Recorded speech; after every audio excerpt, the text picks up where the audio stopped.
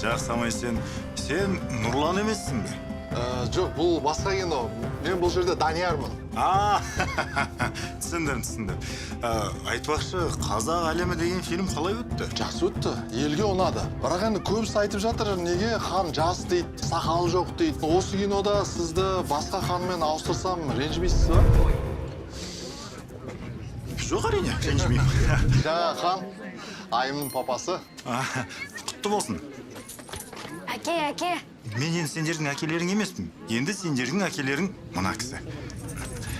Мен кетерейін. Бір тапсырма бар. Егер орындасаң, жұмысқа алам. Барасың, ол саған айтады. Сенің жұмысың.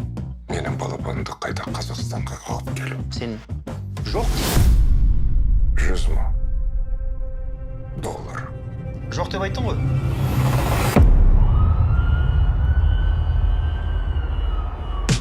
Ақшқа барсаң, неге деме.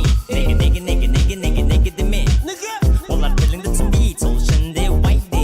Бұл сенің елің емес, сенің елің. Ол ұлы дала. Сізді мүлдем түсінбедім. Сізге не керек? Біраз әңгіме айтып тастадым ғой хан. Мынау сіздерге ана жігіттерден. Мүмкін Америкада қаларсың? Бәріміз елден кетіп қалсақ, біздің елде кім болады Стив Джобс? Біздің елде кім болады Майкл Джордан?